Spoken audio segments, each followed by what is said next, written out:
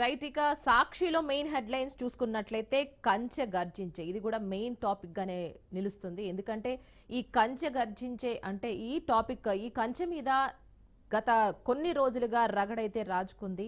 కంచె గచ్చబౌలి భూములు మావే అంటుంది ఇటు సర్కార్, కాదు కాదు మావే అంటుంది ఇక్కడ హెచ్సియు కూడా. సో 534 ఎకరాలను 2004లోనే సర్కార్కు స్వాధీనం చేసింది వర్సిటీ. దానికి బదులుగా గోపనపల్లిలో 397 ఎకరాలు హెచ్సియుకి ఇచ్చింది సర్కార్. కానీ అప్పట్లోనే ఐఎంజీకి న్యాయ వివాదాలు అలాగే ప్రభుత్వ భూములేనని సుప్రీంకోర్టు తేల్చి చెప్పింది. మరి ఆ తర్వాత ఆ భూములు టీజీఐఐసికి స్వాధీనం చేసుకోవాలని కూడా సూచించింది. వర్సిటీ రిజిస్ట్రార్ సమితితో లాస్ట్ ఇయరే సర్వే చేసింది. హద్దులను కూడా గుర్తించింది. ప్రభుత్వం టీజీఐఐసి చెప్పిందంతా అబద్ధం అంటుంది. మరి సర్వే జరగలేదని కూడా అంటుంది, హద్దులు గుర్తించలేదని కూడా అంటుంది. వెనక్కి తీసుకోవాలంటే కమిటీ ఆమోదం తప్పనిసరి అంటుంది వర్సిటీ రిజిస్ట్రార్. ఇక నాడు భూములు అమ్మొద్దన్నావు, నువ్వు చేసిందేంటి అంటూ కేటీఆర్ కూడా ప్రశ్నిస్తున్నారు. అలాగే దాంతోపాటు బండి సంజయ్ కూడా ప్రశ్నిస్తున్నారు. విద్యార్థులను జుట్టు పట్టి లాక్కు వెళతారా అంటూ బండి సంజయ్ కూడా ఆగ్రహం వ్యక్తం చేస్తున్నారు. పోలీసుల తీరు అయితే చెప్పనవసరం లేదు.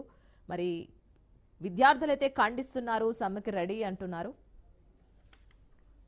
సో ఇంకొక వార్త చూసుకున్నట్లయితే హైదరాబాద్లో వాన్గార్డ్ తొలి జీసీసీ. ఎక్కడ చూసినా మన ప్రధానమైన దినపత్రికల్లో ఈ వాన్గార్డ్ గురించి సైడ్ హెడ్లైన్స్ అయితే కనిపిస్తూనే ఉన్నాయి. మరి ఈ ఏడాది చివరి నాటికి ప్రారంభం కాబోతుంది వాన్గార్డ్ అని కూడా చెప్తున్నారు. అండ్ ఈ సూపర్ స్పెషాలిటీ ఆసుపత్రుల గురించి కూడా ప్రతి ఒక్క దినపత్రికల్లో మెయిన్ హెడ్లైన్స్గా ఇచ్చారు ఈరోజు. సనత్ నగర్ గుండె సంబంధిత వ్యాధుల ఆసుపత్రులు జూన్లో ప్రారంభమవుతాయి. అలాగే అల్వాల్లో గ్యాస్ట్రో, ఎల్బీ నగర్లో న్యూరో వైద్య సేవలు అందించబోతున్నారు. ఆయా టీమ్స్లకు అనుబంధంగా మెడికల్ నర్సింగ్ కాలేజీలు కూడా ఏర్పాటు చేయబోతున్నారు. వరంగల్ సూపర్ స్పెషాలిటీ హాస్పిటల్ ప్రారంభం కూడా జూన్లోనే జరగబోతోంది. అవసరమయ్యే డాక్టర్లు, సిబ్బంది కోసం సర్కార్కు డిఎంఈ లేఖ కూడా రాసిందంట. సో మొత్తానికి సూపర్ స్పెషాలిటీ ఆసుపత్రులు అయితే మన తెలంగాణకి రాబోతున్నాయి. సో అది కూడా మన ఈ జూన్ ప్రారంభంలో ఇదంతా జరగబోతుంది. సో సాక్షి దినపత్రికలో మరో హెడ్లైన్స్ చూసుకున్నట్లయితే ఇక పక్కా కొలతలు స్కూల్ యూనిఫామ్ పై కూడా రాశారు.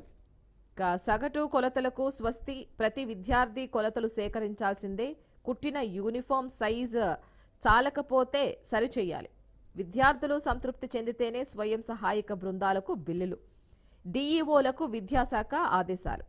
ఇక ఎవరైతే చిరిగిపోయి లేదంటే షార్ట్గా ఉన్న యూనిఫామ్ వేసుకుంటే తీసుకునేదేలే, వాళ్ళకి అవసరమైన సరిపడా యూనిఫామ్ను కుట్టిస్తేనే పర్మిషన్ ఉంటుంది అని పక్కగా చెప్పింది తెలంగాణ ప్రభుత్వం. సో గతం మాదిరి కాదు, గతంలో యూనిఫామ్ కొలతలు తీసుకునే పద్ధతి వేగంగా ఉండేది. కానీ విద్యార్థులందరికీ గ్రూపులుగా విభజించిన వారు, కానీ ఎత్తు లావు ఆధారంగా ప్రతి ఒక్కరికి కూడా కొలిచి యూనిఫామ్ కొట్టించాలని ఆదేశాలు అయితే జారీ చేసింది. అండ్ ఇంకొక మెయిన్ వార్త చూసుకున్నట్లయితే విజయవాడ హైవేపై తగ్గాయి, మిగతా చోట్ల పెరిగాయి. రాష్ట్రంలోని జాతీయ రహదారులపై అమల్లోకి కొత్త టోల్ ఛార్జీలు. మరి ముఖ్యంగా సాక్షులు కూడా ఈ టోల్ ఛార్జీల గురించి ప్రస్తావించారు. అండ్ ఔటర్ పై పెరిగిన టోల్ ఛార్జీల గురించే ఈ మ్యాటర్. కొన్ని చోట్లయితే 3.5%, మరికొన్ని టోల్ ప్లాజాల వద్ద అయితే 5% పెరుగుదల.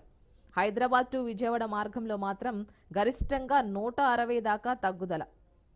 2026 మార్చి 31 వరకు ఇవే ఛార్జీలు. జాతీయ రహదారుల ప్రాధికార సంస్థ అయితే ఈ విషయాన్ని మనకి స్పష్టం చేసింది. మొత్తానికి విజయవాడ వెళ్లే హైవే టోల్ దగ్గర మనకి 5% వరకు టోల్ ఛార్జీలు పెంచే అవకాశం అయితే కనిపిస్తుంది. సో మొత్తానికి ఇంకొక మ్యాటర్ చూసుకున్నట్లయితే ఛత్తీస్గఢ్లో మరో ఎన్కౌంటర్. దివంగత శాఖమూరి అప్పారావు ఉద్యమ సహచరి రేణుకా మృతి. దశ సభ్యురాలిగా మొదలైన డీకేఎస్ జెడ్సీ స్థాయికి ఆమె చేరుకుంది. ఆమె స్వస్థలం ఉమ్మడి వరంగల్ జిల్లా కడవెండి. నేడు రేణుకా అంత్యక్రియలు కూడా జరగబోతున్నాయి. సో మరో విషయం చూసుకున్నట్లయితే అమెరికా పర్యటన వద్దు బ్రో అంటూ ఒక హెడ్లైన్ అయితే ఇచ్చారు. ట్రంప్ విధానాలతో పర్యాటన రంగంపై తీవ్ర ప్రభావం చూపుతుంది. ప్రపంచం అత్యుత్తమ పర్యాటక దేశాల జాబితాల్లో అమెరికా టాప్ 3 ప్లేస్లో ఉండడం పరిపాటి. మరి ఇది నిన్న మాట. మరి ఇప్పుడు పరిస్థితి మారిపోయిందంటున్నారు.